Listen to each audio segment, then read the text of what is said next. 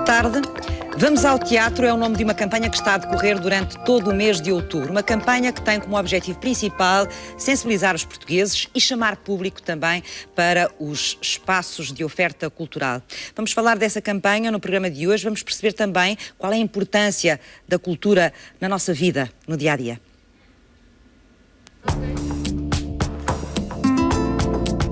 É certo que precisamos de comer para viver, de desporto para manter os músculos saudáveis, mas aquilo que nos faz humanos chama-se cultura. Vê-se com os olhos, contempla-se com os ouvidos e sente-se com o coração. Este mês de outubro, o Sociedade Civil associa-se à primeira campanha nacional comunitária Vamos ao Teatro. E no programa de hoje vamos tentar conhecer os espaços e a oferta cultural disponíveis em Portugal e levantar o véu sobre os momentos especiais que acontecem todos os dias em palcos espalhados de norte a sul do país. Fique connosco, acompanhe a conversa e não perca nenhuma deixa, porque este programa também é seu. E depois deste Sociedade Civil, siga o conselho, saia de casa e vamos ao teatro. Para que serve a cultura? É uma das questões que vamos levantar esta tarde e para nos acompanhar neste debate no Sociedade Civil vão estar hoje à mesa do programa Cláudia Regina, que é produtora cultural e fundadora e presidente da direção da Background. A Background criou esta campanha nacional Vamos ao Teatro. Também Juan Carlos Agudelo dirige o Laboratório de Formação Teatral Legeste, formado em artes dramáticas. José Teixeira, presidente do grupo DST, um grupo empresarial onde a ida ao teatro e a cultura têm uma grande importância. E também Pedro Lamares, ator.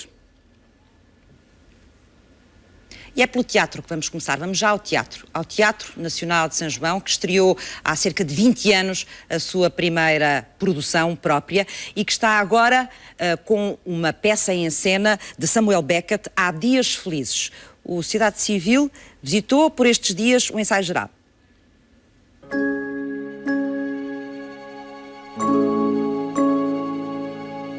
Eu chamo-me Emília Silvestre, tenho 54 anos, faço teatro desde os 14 anos. Sou atriz, fundamentalmente, mesmo sendo mãe, mulher, esposa, cidadã, em tudo isso eu sou atriz. Qualquer pessoa poder fazer aquilo que ama e fazê-lo diariamente é um privilégio. Eu sinto-me mesmo muito abençoada e adoro cada vez mais o que faço. É ser verdadeiro e ser sincero com o público. Isso também se vai aprendendo. Nos primeiros anos em que fiz teatro, como era muito nova, aquilo não passava de brincadeira de crianças e aos poucos a coisa foi tomando conta de mim e muito cedo, na verdade, por volta dos 20, eu fui-me apercebendo que de facto isto é uma relação de sinceridade e de honestidade comigo própria, com os meus colegas, com toda a gente que trabalha à minha volta e sobretudo com o público.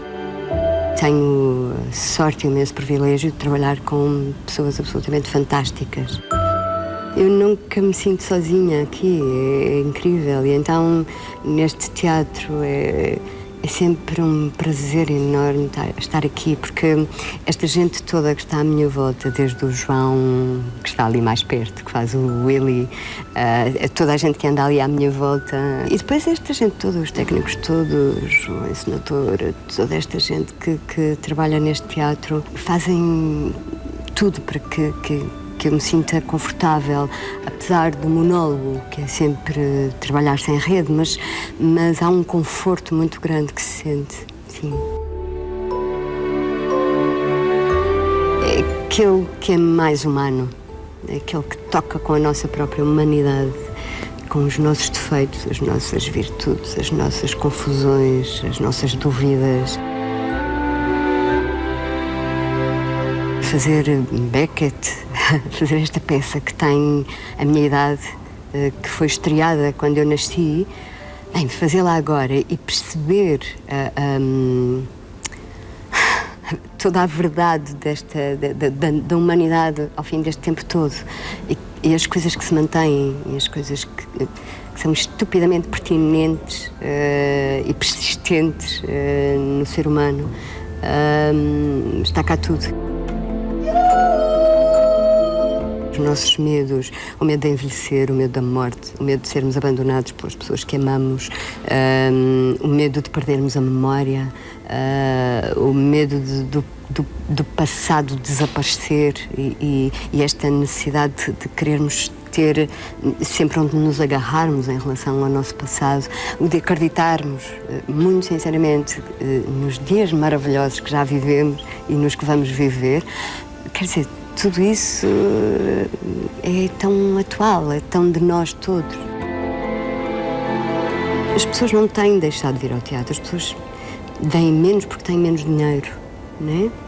Mas a necessidade que sentem de vir, essa mantém-se, é muito curioso e a gente sente muito isso.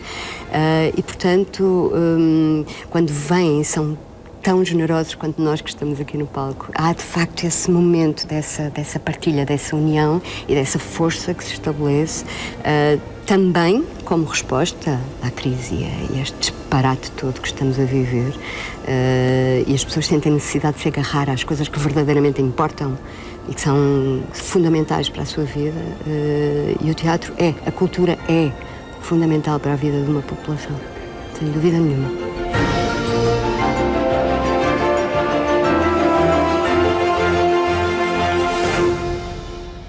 Há Dias Felizes, de Samuel Beckett, vai estar em cena no Teatro Nacional de São João, no Porto, até ao dia 16 de novembro. Muito obrigada aos meus 4 convidados desta tarde.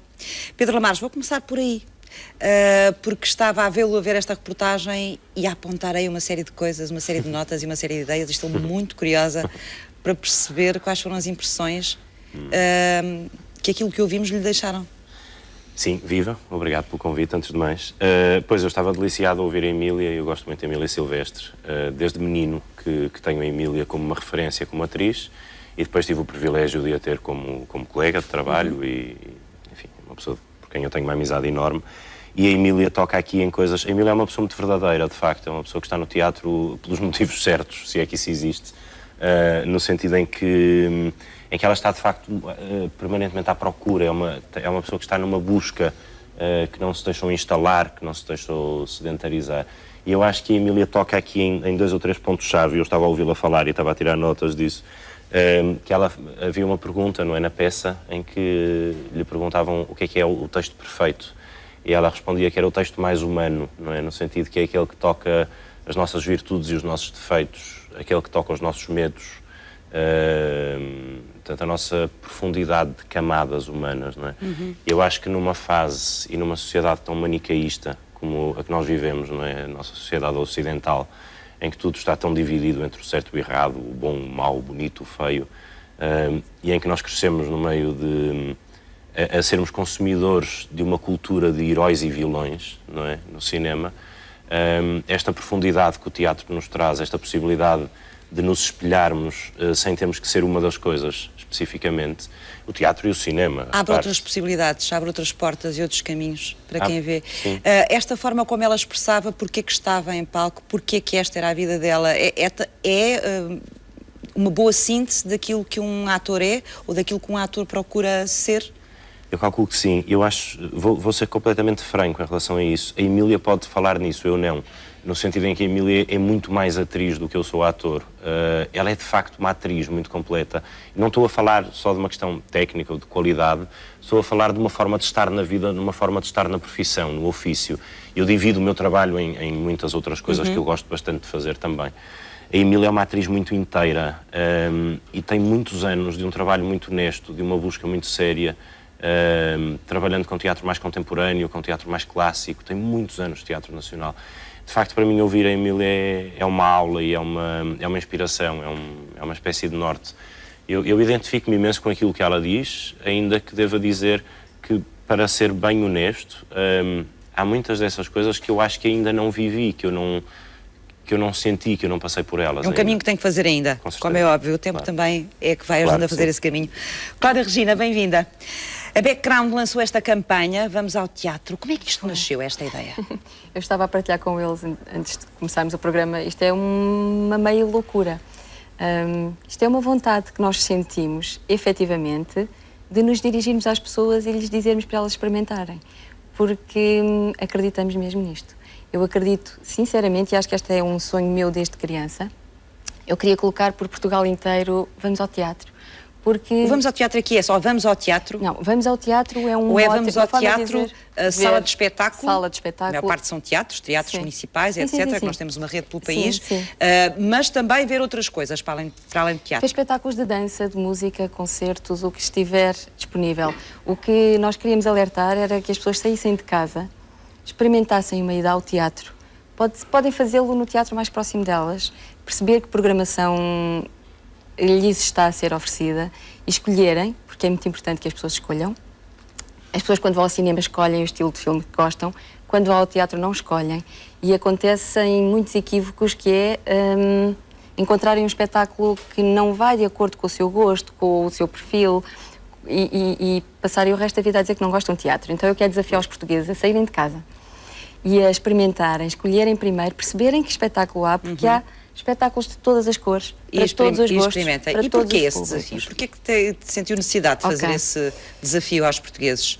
Há falta de público nos teatros? Depende dos sítios. Há localidades como Lisboa em que a oferta é bastante superior à procura, bastante. Estou a falar da procura. Sim, a procura é muito, muito inferior. Em Lisboa, há cidades em que eu trabalhei em que isso não acontece. A questão é que esta campanha não é feita no sentido de venham ao teatro porque nós, artistas, precisamos de público, o teatro precisa de vocês. É feita para as pessoas. As pessoas precisam de ir ao teatro. As pessoas precisam No sentido que as pessoas precisam de cultura. É bom para elas. E eu custa-me usar essa frase, as pessoas precisam de cultura, parece que eu tenho, elas não têm. Não tem nada a ver com isso. Eu acho que as pessoas precisam de estar sozinhas, de estar com elas próprias, de verem as suas vidas refletidas, ajuda-as a resolver problemas. Ajuda-as a fazerem... É quase uma espécie de meditação, como eu costumo dizer, porque nós saímos das nossas vidas do dia-a-dia e vai-nos ser contado algo. Vão-nos mergulhar num mundo que pode ser de sonho, pode ser de reflexão, pode ser que nos leva a questionar o que for. De qualquer das formas, eu acho que é uma massagem à alma que nós todos precisamos. E creio que combate o sedentarismo, de ficarmos em casa, combate a solidão. As pessoas raramente vão ao teatro sozinhas, é mais frequente até irem ao cinema sozinhas, ao teatro não. É bom para elas encontrarem-se com amigos. Eu sinto que nós estamos num momento em que as pessoas já não são humanas, quase. E têm uma dificuldade... Em que sente isso? No sentido em que não sabem reagir umas com as outras, quase não se relacionam, não é? Nós estamos todos muito fechados na nossa vida, no nosso computador e no nosso telefone, que é ótimo e maravilhoso. Mas falta-nos perceber que se calhar o meu problema, o Pedro tem um semelhante, se calhar alguém viveu isto. Eu falo da minha experiência pessoal como público assíduo das salas de espetáculo. Eu resolvo muitas questões interiores, exteriores, financeiras, de problemas na background, no trabalho que faço, com idas ao teatro, neste caso. Porque, efetivamente, há uma parte do nosso cérebro, da criatividade, que é estimulada e essa parte leva-nos a encontrar as soluções. Portanto, eu acho que é bom para as pessoas e é para elas que esta campanha... Como é que estão a fazer chegar essa mensagem às pessoas, de uma forma geral? Pois, esta campanha teve, felizmente, a adesão de muitas empresas. A campanha não é financiada por ninguém. Portanto, ela funcionou da seguinte forma. Nós lançámos o convite a muitas entidades privadas em Portugal. A primeira grande parceira que tivemos foi a RTP, que foi uma parceira importante, que abriu imensos caminhos. Depois juntaram-se à campanha N empresas, a Delta, os aeroportos, a ANA, agendas culturais, o Continente, a Associação... Aliás, estamos a ver aí alguns muitíssimos. Produtos, não é? Sim. Já trabalhados no âmbito desta campanha por esses parceiros, é isso? Como exemplos, portanto, cada empresa participou na campanha da seguinte forma, colocando o selo da campanha, que é o selo Vamos ao Teatro, colocando através dos seus meios próprios. No caso daquele tabuleiro que estamos ali... Aquele tabuleiro que eu acho giríssimo foi... Não é o guardanapo, é a toalhinha, sim, não é? Sim. Do tabuleiro. Aquilo está nos refeitórios, nas cantinas de todos os aeroportos da ANA. Sim. Portanto, foi a forma deles convidarem os seus funcionários a frequentar espaços teatrais. Eu até convido toda a gente a ir à página do Facebook do Vamos ao Teatro, que é alimentada diariamente com sites, empresas que colocam o seu selo da campanha Vamos ao Teatro. O texto que a Ana colocou no seu site para convidar os seus funcionários, colaboradores, a mim fez-me chorar. Eu acho que eu não escreveria tão bem. Portanto, eu estou muito emocionada. Eu daqui não vejo o texto, mas... Não, o texto está no site deles. Está no site. Pronto, ali não está ali na toalhinha. Sim. A Delta, que foi fantástica, muito em cima da hora, colocou o Vamos ao Teatro nos pacotinhos para que as pessoas possam pensar nessa possibilidade quando estão a tomar o seu café, o Continente. Eu acho que todas as empresas que colaboraram acabaram por colocar o selo da campanha nos seus meios, em ecrãs, o Europcar. Eu hoje fui buscar um carro e, de facto, passou no ecrã da Europcar o nosso spot. Portanto, a campanha está a ser feita assim, através da participação de muitas empresas, como a DST, dando visibilidade à mensagem. Juan Carlos, o que é que pensa deste tipo de iniciativas? Bueno, mi punto de vista, digamos, nace de la experiencia en mi país, porque no conozco Portugal, digamos, estoy ahora en un proceso de creación, estoy visitando el país, pero puedo hablar de Colombia, digamos, cómo el arte, cómo el teatro permea la sociedad. Y hay ejemplos muy bellos, ¿no?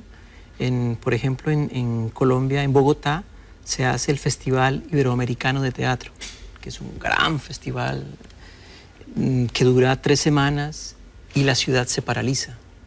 O sea, una ciudad de 7 millones de habitantes se paraliza, porque hay espectáculos en los parques, en los teatros, hay títeres, hay danza contemporánea, hay jazz, hay música, hay una especie de respiro humano a través del arte. Y claro, cuando Claudia me invita, yo digo, pues yo solamente puedo hablar de lo que conozco, de mi experiencia vivida en Colombia. E fora esses grandes momentos, como esse que me está a contar, no dia a dia, como é que é a relação com as salas de espetáculos? En Colombia. Sí. En Colombia depende de las ciudades. Bogotá es una ciudad con tradición de teatro, digamos. Efectivamente, la gente va y paga por ver teatro. Entonces tú encuentras un teatro comercial, tú encuentras un teatro alternativo, un teatro postdramático, hay como muchas tendencias. Creo que la ciudad va a teatro, o sea, hay una relación como una necesidad. El festival generó una necesidad en la gente, ¿sí? Se creó la necesidad a partir del festival. No, creo que en Colombia, si bien es un país joven, diría, es como Europa, la tradición teatral tiene 50 años, 60 años, pero hay una cultura del teatro. Ok, talvez seja isto que nós pretendemos com esta campanha. Ainda existem hábitos de frequência de espaços culturais muito baixos. Eu trabalhei em Milão e, efetivamente, eu lembro-me que 25% da população milanesa frequentava o Teatro alla Scala pelo menos uma vez por ano. E eu pensei, eu creio que nós não temos 20% da população em cidade nenhuma que frequenta algum espaço cultural.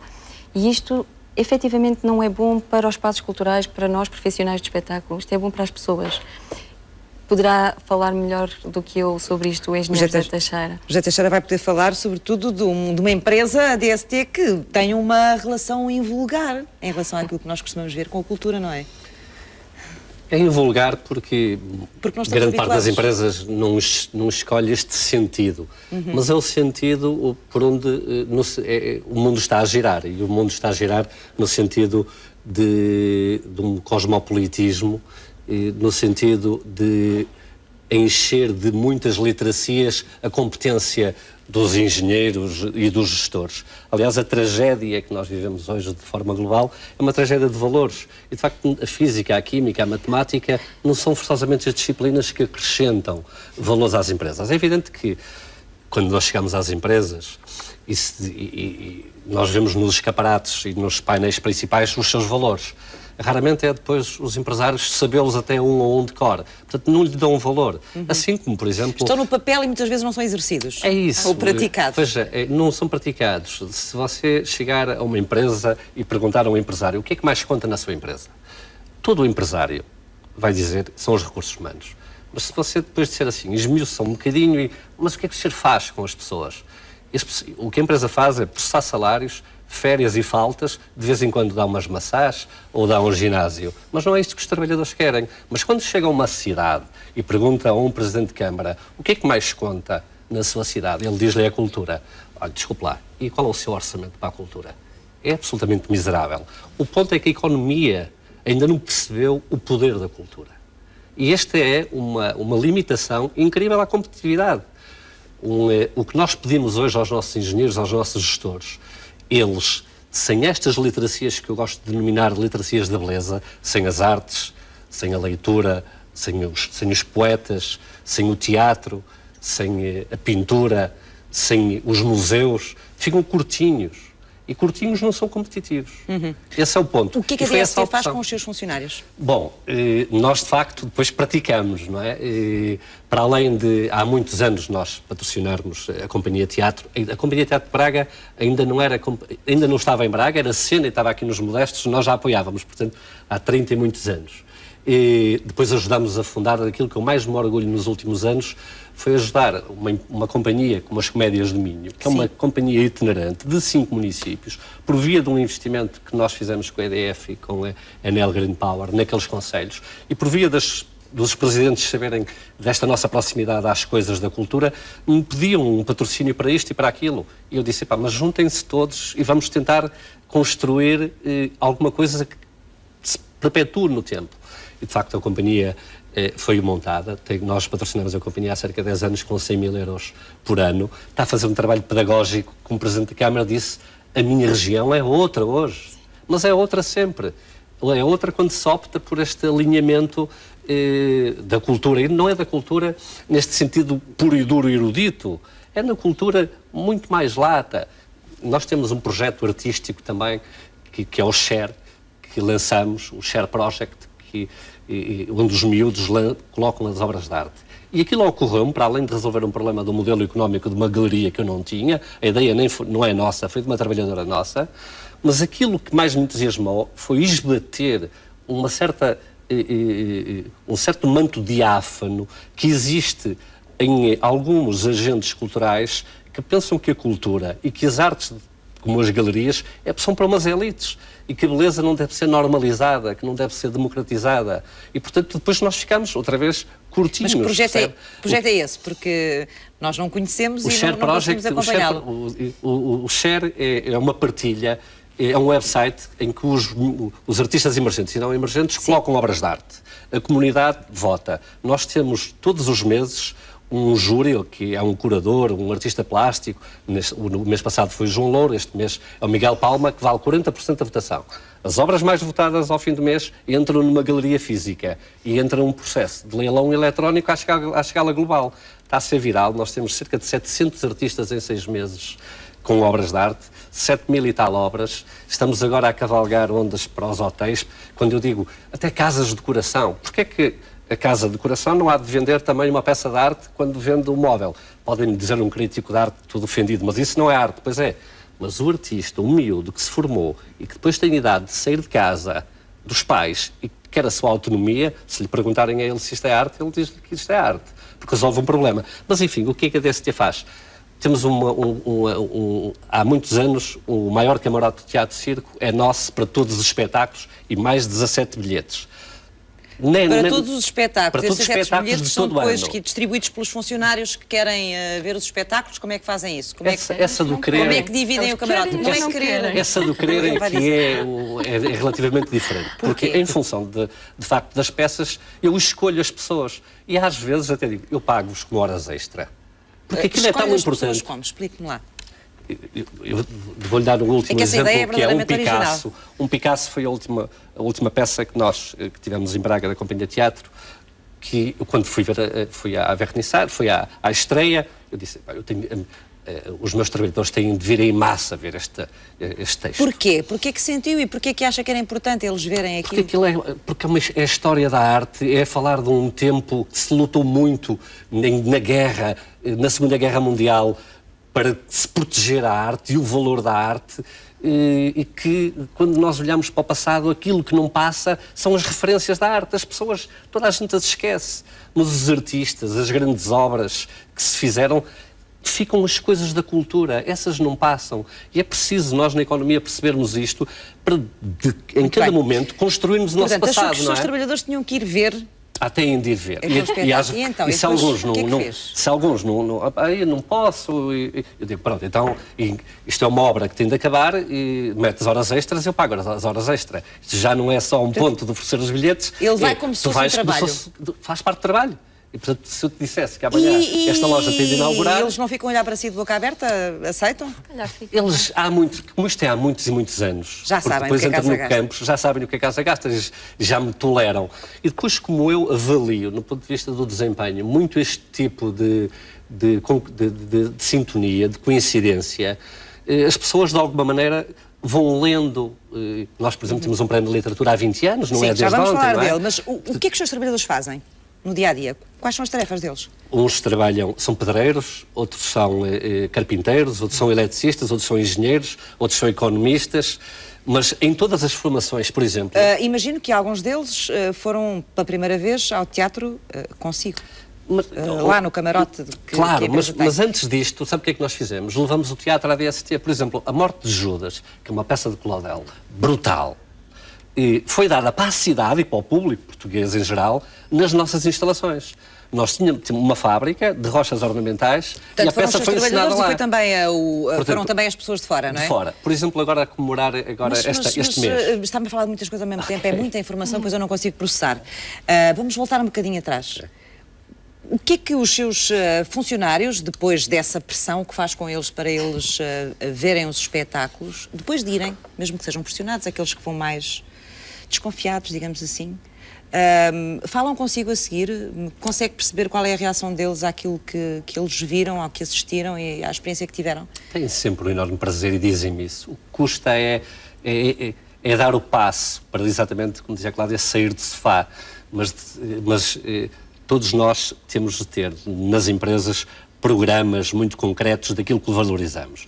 E se, por exemplo, trabalhasse comigo e fizesse uma pós-graduação na área da gestão, como nós já fizemos aqui 3 turmas, por exemplo, na Escola de Gestão de Porto, agora na Porto Business School, e depois, dentro da escola e de um curso formatado para gestão, ter 10% do horário onde tem estética, lógica aristotélica para ajudar a pensar, pensamento contemporâneo, junto com finanças, junto com o Excel avançado, junto com cadeiras de economia. O que é que isso vai acrescentar? Acrescenta tudo, porque dá outro poder às pessoas, dá-lhes outra elasticidade. E com outra elasticidade elas conseguem trabalhar melhor. O teatro o que é que fornece, por exemplo, às pessoas?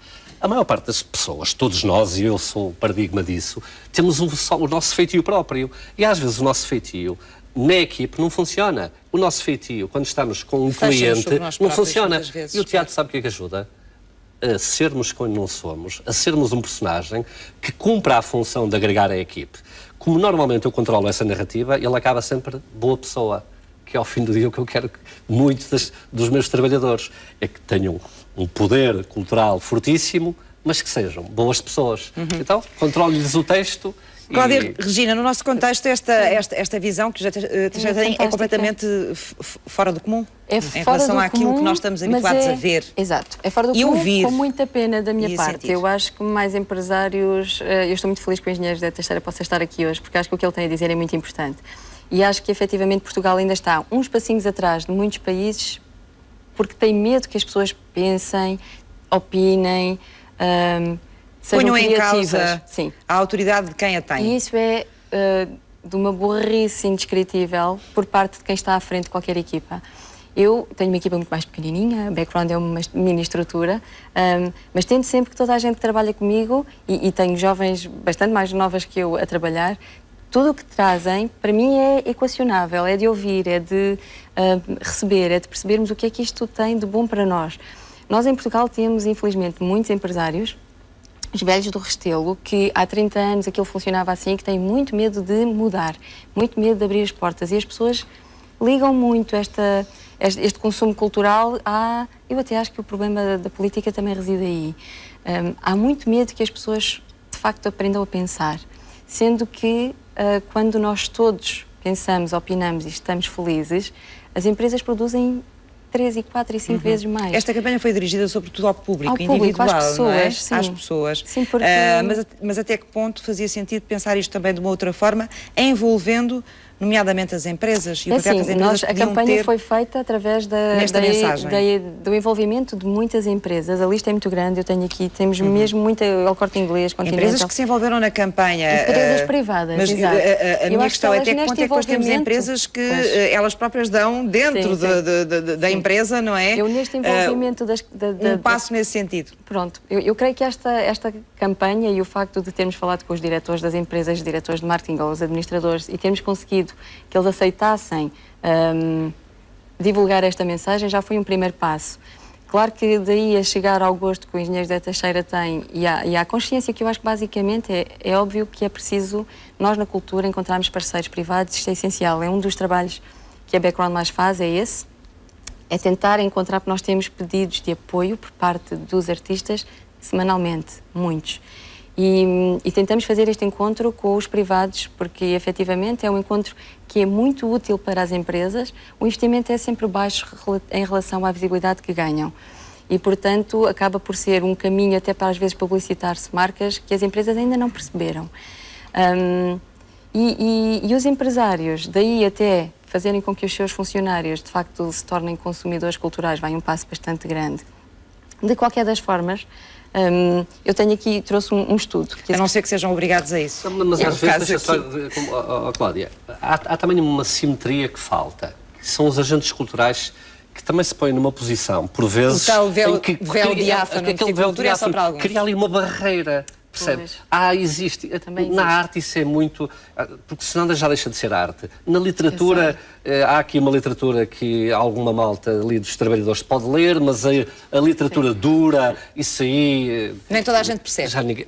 E, portanto, é preciso nós normalizarmos. Eu gosto da palavra normalizar, democratizar a arte. Eu gostava também, sobre estas ideias que lançaram aqui, de ouvir o Pedro e de ouvir também o Juan. Pedro. Eu acho isto fascinante. Antes de mais, deixem-me dizer-vos que estou maravilhado com este projeto do engenheiro José Teixeira e acho de facto de uma... Acho uma coisa, inicialmente, e quem o ouve falar percebe uma coisa, que é, não tem paternalismo nenhum, nem se sente acima de coisa nenhuma, não é? Sou um pedreiro. Pois é isso. Acho que está, de facto, com uma consciência de que a importância do envolvimento, da criação da tal massa crítica, do tal espírito crítico, da reflexão sobre as coisas, de que isso é de tal forma benéfico, que nem sequer carece já, não é? De alguma coisa que venha a comprovar um sucesso quantificável em termos empresariais, ou seja o que for. Eu acho isto muito curioso, de facto, e acho que nós, se recuarmos um bocadinho, nós estávamos a falar de literatura, não é? Sim. Existe a tal literatura que, enfim, é para todos e que nós tomamos como classe B, não é? Depois existe uma outra mais distante, que o acesso não é tão democratizado. Se nós recuarmos ao ensino, e ao ensino do português, eu trabalho muito com poesia, portanto é uma área que me toca muito diretamente e que me diz bastante respeito e que eu gosto muito. Eu acho que vale a pena, por exemplo, nós questionarmos no ensino em Portugal neste momento o distanciamento que nós continuamos a ter da poesia e o quantos anos ao longo do nosso processo de educação formal nós nos dedicamos a poetas com mais de 100 anos e o tão pouco que nos dedicamos a poetas do século XX. Poetas mais recentes. Quando nós estudamos o Pessoa, normalmente vamos parar... Se bem que a poesia não tem que ser só encaixada nos currículos, não é? Há muitas outras formas de a expressar e de a trabalhar dentro da escola. Claro que sim, absoluto. E essas formas é que seriam a chave. As expressões informais muitas vezes também são importantes. E isso é que seria a chave. E muitas vezes são limitadas também, não é? Limitadas às cançõezinhas e a pouco mais. Exatamente. Aí está a questão. Mas mesmo na abordagem, por exemplo, eu acho que isto é paradigmático daquilo que estamos a falar, porque tem a ver com a tal criação ou desenvolvimento de um espírito crítico e de uma reflexão sobre as coisas. Pegando no exemplo do Pessoa, nós quando chegamos ao Pessoa, nós passamos muito ao de leve pelo Alberto Queiro, passamos, claro, pela curiosidade da questão da heteronímia, e passamos muito fortemente, normalmente, pela mensagem. Lá voltamos nós ao sebastianismo, ao Quinto Império e àquilo que nós portugueses poderíamos ser. Dedicamos-nos, por exemplo, muito pouco. Eu há muitos anos que vou a escolas fazer recitais e palestras sobre poesia. Sim. E eu devo dizer que encontrei até hoje talvez 1, 2 escolas no máximo em que eu tive alguma mão no ar quando perguntei se algum dos dos alunos conhecia o texto do Menino Jesus, que é o poema oitavo do Guardador de Rebanhos, que é um texto que levanta uma problemática sobre a questão da Igreja Católica e sobre a imagem do divino e de uma tentativa de proximidade desse menino que desce à terra e faz coisas normais como as pessoas, que atira pedras aos burros, que levanta as saias das mulheres, das raparigas que vão em ranchos pelas estradas. E acho que vale a pena questionar que é, porquê é que nós continuamos a fugir desse tipo de texto? Que tipo de questionamento é que nós tememos que os nossos jovens, os nossos filhos, alunos, sobrinhos levem para casa? O que é que nós tememos que seja levantado, que seja colocado e que as pessoas reflitam sobre isso? No tempo da internet, provavelmente nada. Não é? Mas é que o tempo da internet está lá tudo, mas quer dizer... têm acesso a sim, mas o que é que nos estimula a procurar, não é? Agora, até que ponto é que preparamos também o público mais jovem para que essas coisas não se tornem chatas? Porque a ideia que eles têm muitas vezes à partida logo é assim, vem aí um momento chato e já não vão predispostos para perceber o que é que tem à frente deles. Eu até tenho algum medo que nós, enquanto estamos a falar, estejamos a bater na tecla da reflexão e das pessoas criarem alguma opinião e que isto alimente mais o medo das pessoas que não vão ao teatro, de que vão apanhar uma grande seca e que nós vamos pô-los a refletir sobre temas muito difíceis. E eu acho que é isso que afasta as pessoas da frequência dos espaços culturais e que as mete em frente à televisão. Sim. Nada contra a televisão, mas... Pronto, não tem tido conteúdos, eu acho. Há outras formas de viver e de experienciar as coisas, não é? Eu acho que mais do que a questão... É óbvio que a mim faz-me alguma confusão que se queira, tanto nos alunos, as políticas de educação pretendam fechar as cabeças, que os empresários pretendam funcionários técnicos com cabeças fechadas, faz-me impressão. Porque acho que, efetivamente, quanto mais instrumentos as pessoas tocarem e mais coisas elas tiverem visto... mais produtividade têm, pronto. Mas e mais se passando isso à enriquecem frente, como seres humanos, mais crescem como pessoas, isso à não é? frente. Eu acho que a questão do consumo cultural, deixem-me só dizer isto, é que é uma questão de... O que as pessoas têm a ganhar é para elas, é interior. É prazer, também. É um encontro quando há coisas tão bonitas que nós não sabemos sequer explicar, simplesmente nos mexeram na alma.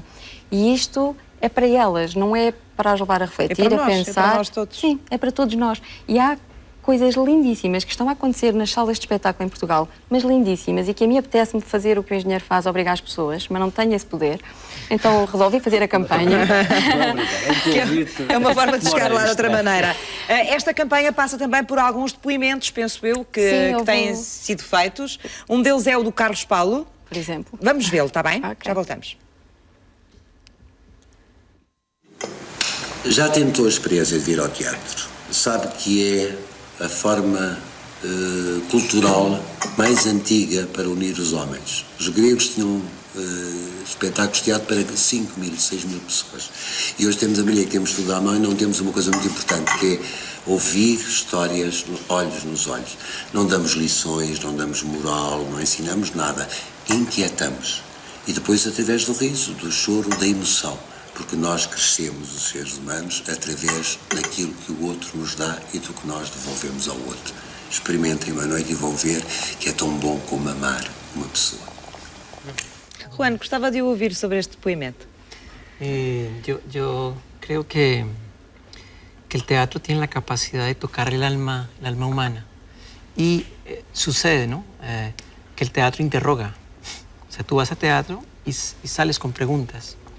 Creo que esa es una de las virtudes también del teatro. Desinquieta, era o que dizia o Carlos para isso, não é? Genera pregunta, de alguma ¿sí? forma. O sea, no es una disciplina pasiva. La gente va a divertirse, pero sale con preguntas.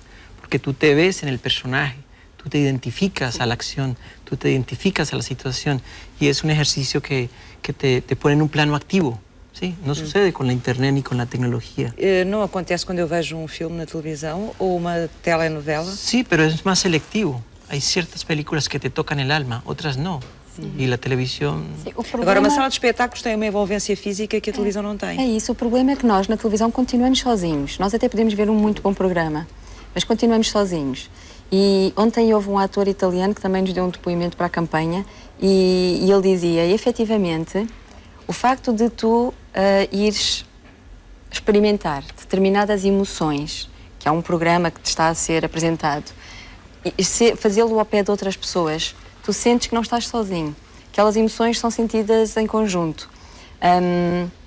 não tens distrações, eu não me vou levantar para ir buscar, não mudo o canal, não me esqueço daquilo, nós estamos completamente envolvidos. E depois há uma coisa que acreditemos quer não, que era por isso que eu estava a falar há pouco do ser humano, quase que já não somos humanos, que é a presença, há uma energia, há uma vibração, há o ator que se engana, há coisas que acontecem ali e que estão a acontecer ali. E se eu estiver lá eu vejo, se eu não estiver lá eu não vejo. Não vai ser editado. É multissensorial, não é? Na televisão não usamos os sentidos todos. Usamos. No teatro temos os sentidos estão na sua plenitude. É não a presença. Cheiramos. Ver uma escultura, e o engenheiro José Teixeira trabalha muito com artes plásticas. Eu ver um quadro, num livro da escola, ou estar em frente a ele, não é a mesma coisa.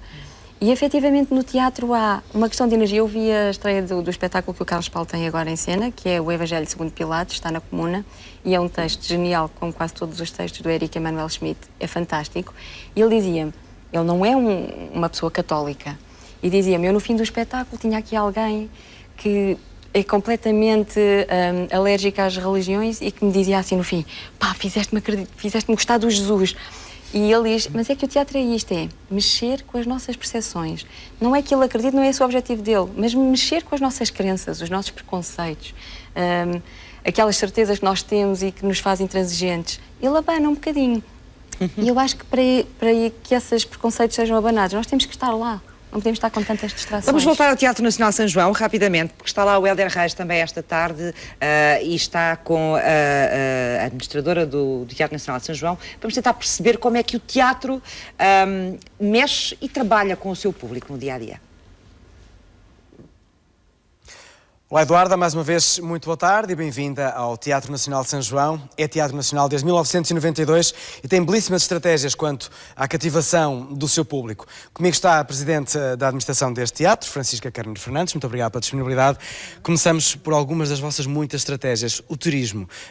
Teatro legendado é uma das vossas recentes apostas? A partir de agora, porque o teatro está mais bonito, está finalmente restaurado e, portanto, já se nota que os turistas têm vontade de entrar, têm curiosidade em ver o Monumento Nacional, porque é um Monumento Nacional também, e, portanto, o que queremos é que essa curiosidade não se fixe só pelo edifício e que passe também para o que nós fazemos e para o que acontece cá dentro. E, portanto, a partir de agora, os nossos espetáculos passam a ser legendados para que possa haver acesso a espectadores não portugueses. Numa cidade cada vez mais turística, portanto importa não nos distrairmos deles.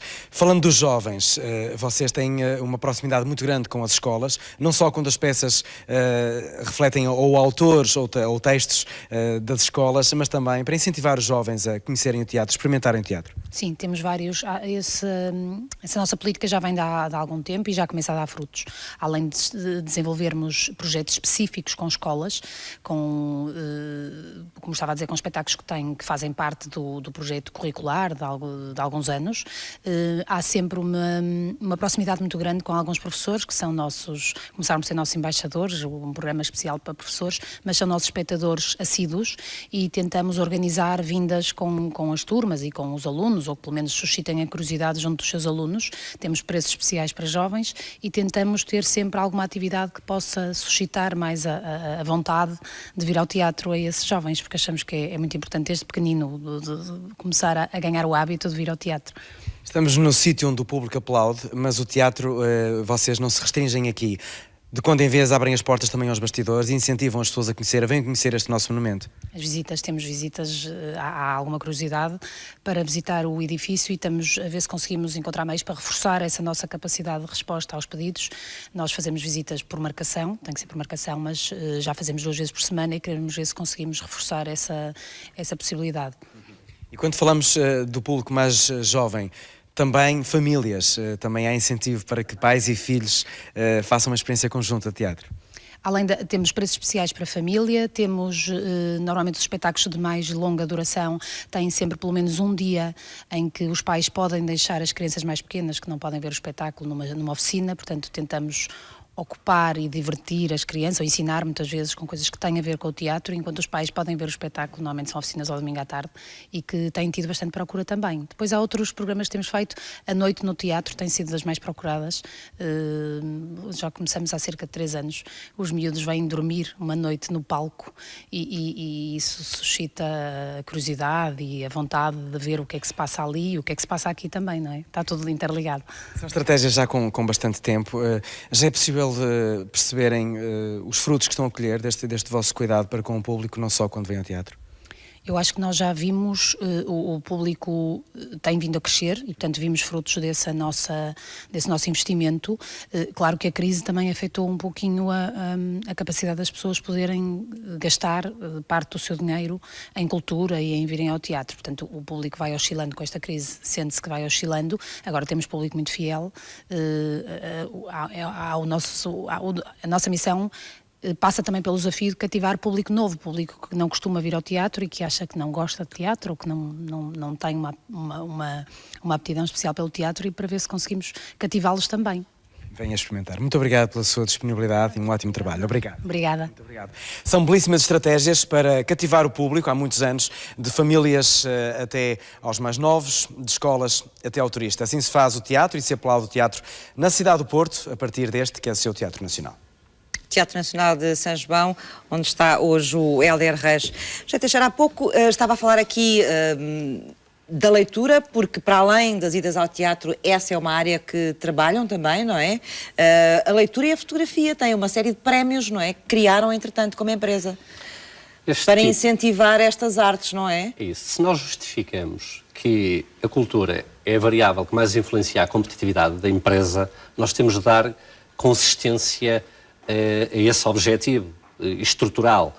E então, não é termos feito uma determinada ação num determinado tempo e as coisas ficam arrumadas para sempre. Nós vivemos num tempo digital. Os produtos e serviços hoje ficam obsoletos ao fim de muitíssimo pouco tempo. E também para conseguir mobilizar as pessoas, os trabalhadores para si, para a construção deste tipo de etos, se quiser, da nossa natureza, daquilo que nós gostamos de fundar a economia numa imagem triple C, culta, cosmopolita e cool, nós temos de ir metendo camadas. Foi a camada do teatro há muitos anos, a camada da literatura com o prémio de literatura há 20 anos, de 15 mil euros, que é um prémio que continua, não é? Que continua. O Prémio Internacional de Fotografia de há 5 anos, este ano concorreram 500 autores, 500 fotógrafos do mundo.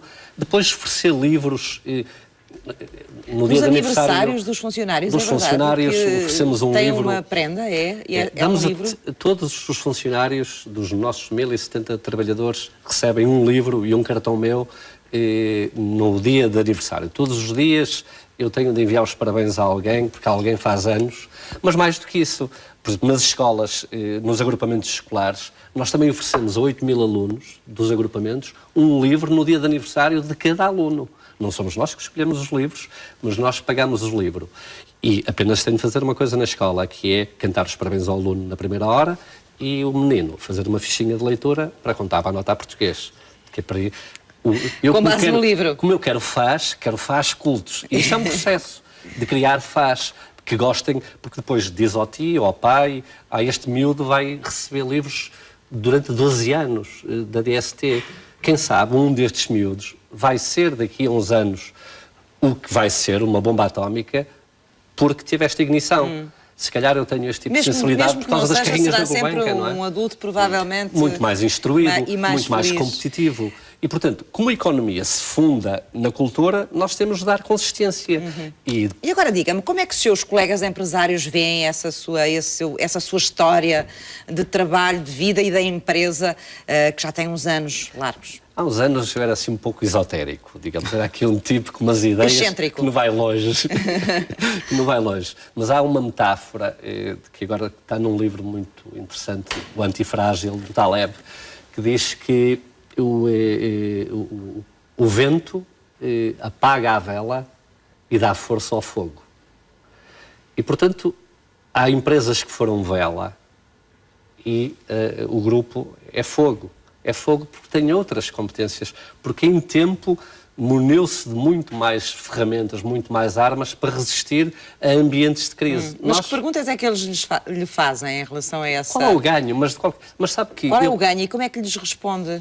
Como é que lhes explica isso? Como é que lhes prova de alguma forma aquilo que me tem estado a dizer a mim desde o início, que é... Com empresários é simples responder, é mostrar-lhe o nosso A cultura é importante para a competitividade. Exato, é mostrar-lhe os nossos resultados. E depois eu dizer assim, se me fizesse...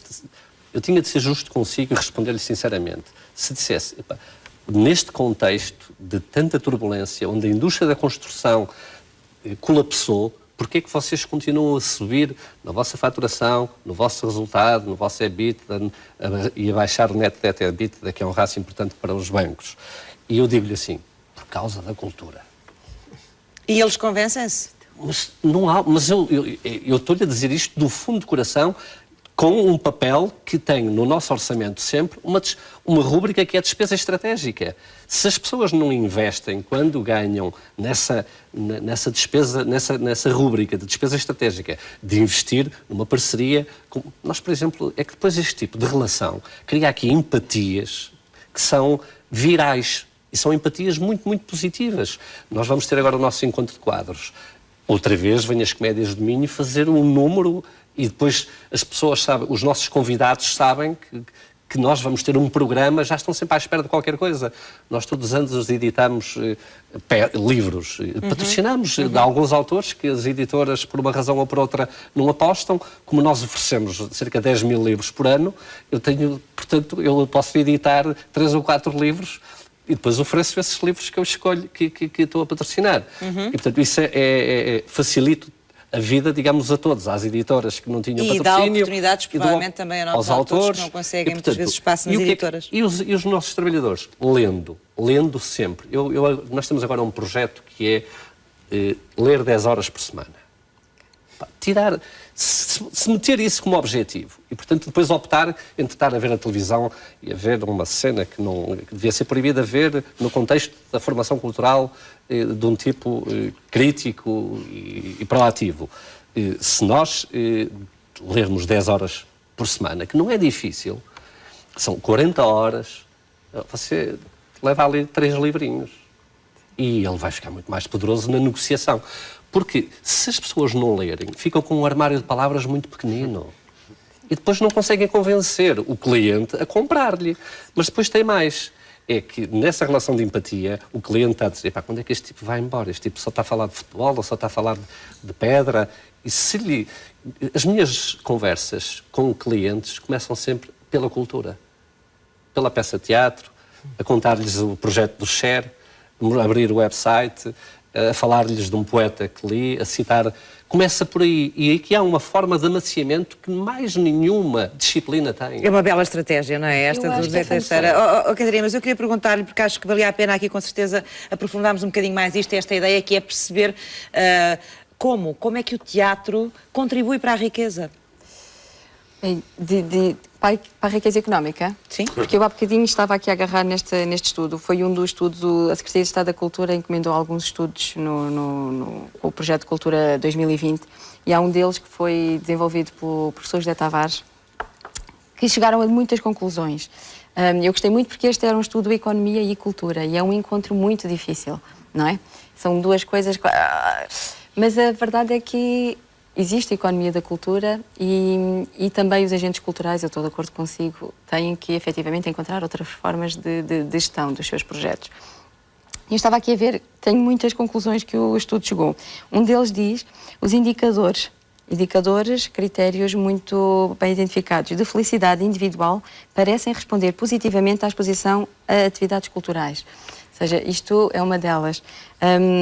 Isso contribui, portanto, para a economia da felicidade. Não é esse o sentido que temos de economia os indicadores neste de felicidade. Não. Os indicadores de felicidade. Ainda não chegou o FIB, não é? A felicidade interna bruta, que será em troca do PIB. Claro. Mas nos países anglo-saxónicos já se mede o FIB. Exatamente, pois já. E já se percebeu que a frequência de espaços culturais e o consumo cultural aumenta o bem-estar das pessoas. Eu se calhar vou agarrar numa palavra que a Emília disse, ela estava a dizer que tinha muita sorte e que era um privilégio trabalharmos naquilo que estamos. Era uma bênção, não é? Exato. Sim. E eu confesso que, agarrando aqui na questão da felicidade, que as pessoas que consomem mais cultura são efetivamente mais felizes, portanto, só experimentando. Eu convido mesmo, de verdade, os portugueses a experimentarem, porque só experimentando é que eles vão saber que aumenta o seu nível de bem-estar.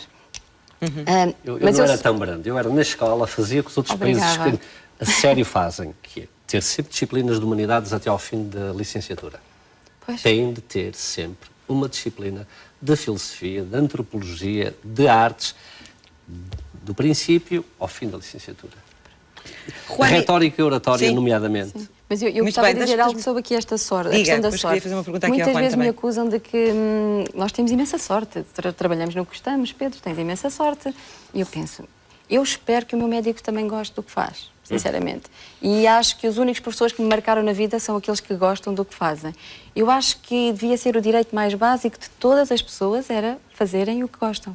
Até porque deprime, depressões imensas, as pessoas sofrem. Eu não consigo conceber a vida assim, de sofrer horrores para me levantar e trabalhar. Não há nada que eu mais gosto de fazer na vida. Mas é porque eu gosto do que faço, obviamente, mas cada pessoa deveria ter esse... Porque há gente que gosta de tudo e há pessoas com perfis para cada um dos trabalhos que são necessários. Portanto, isto não é nenhuma sorte, nem nenhum privilégio, isto devia ser o direito mais básico de cada pessoa adulta. Juan, e de que forma é que a cultura contribui também, e o teatro, para a identidade de um país? Bueno, primero estoy muy sorprendido con la exposición, con su manera de trabajar, su visión del mundo. É um bocadinho vulgar, es não é? impresionante. Siento que la forma de transformar, doy ejemplos. En Colombia hay algo que está haciendo la Secretaría de Salud Pública, ¿sí? Que trabaja con personas con demencia, ¿cierto? Sí. Entonces, el teatro en este momento sirve como herramienta terapéutica, ¿sí? Para equilibrar, ¿sí? Para equilibrar el ser humano. El Ministerio de Cultura hace lo mismo, con resolución de conflictos. Entonces, antiguos guerrilleros y antiguos paramilitares se encuentran en la construcción de espectáculos. Y es un cambio fundamental porque el ser humano es otro. Cuando tú tocas el teatro te toca, la vida cambia. Yo sí estoy convencido que en la formación del ser humano siempre tiene que estar ligada. Também. Mudou a sua. Ligada. Mudou a sua também. Sí, sí, claro, claro. A mí me cambió. Mi historia personal, yo digo, hago teatro y soy feliz. Soy feliz. Creo que fundamentalmente en el teatro como una opción de vida para la sociedad. Es un componente essencial. Vamos ver mais um depoimento desta campanha que temos preparado também, o da Cláudia Semedo. Vamos lá.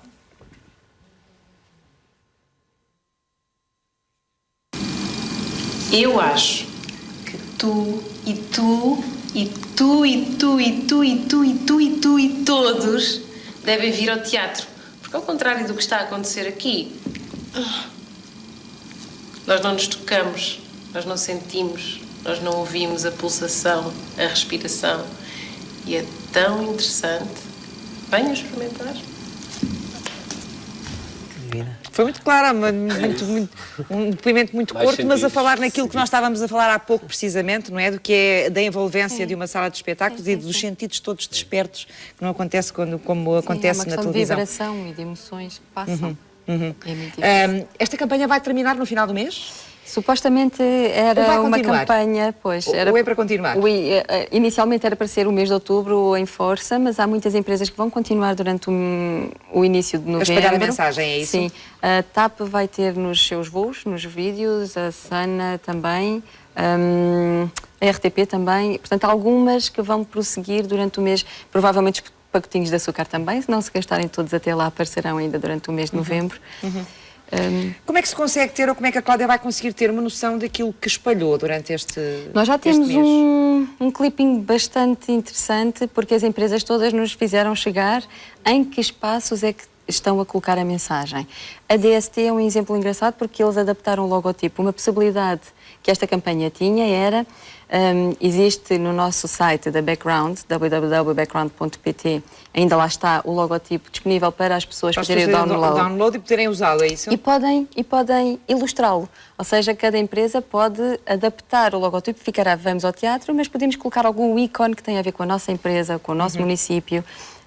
Foi o que fez na sua empresa? Nós vamos continuar. Nós o que fizemos foi na hora do almoço no nosso restaurante, no M, e convidamos a companhia de teatro e foi para lá dar excertos de peças. E, portanto, isto foi um sucesso incrível. E as pessoas... refeitório?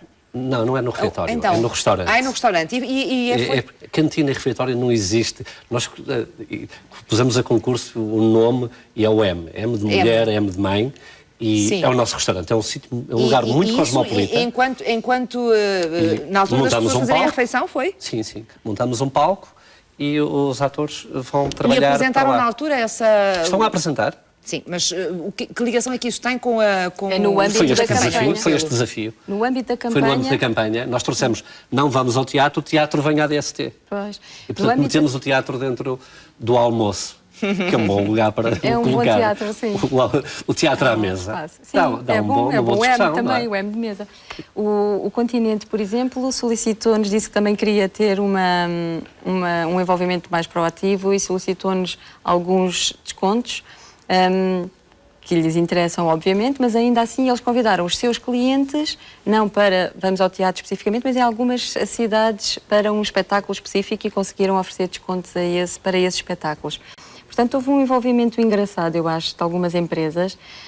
Eu gostava muito de apelar às outras empresas a que apostem na cultura, percebam que efetivamente não é um gasto, não é uma perca, é um ganho, é o munir-nos de ferramentas para um futuro que é interessante, e convido a todos a fazerem ainda o download do logotipo, utilizarem, convidarem os seus funcionários, colegas, familiares, amigos e experimentarem ir ao teatro.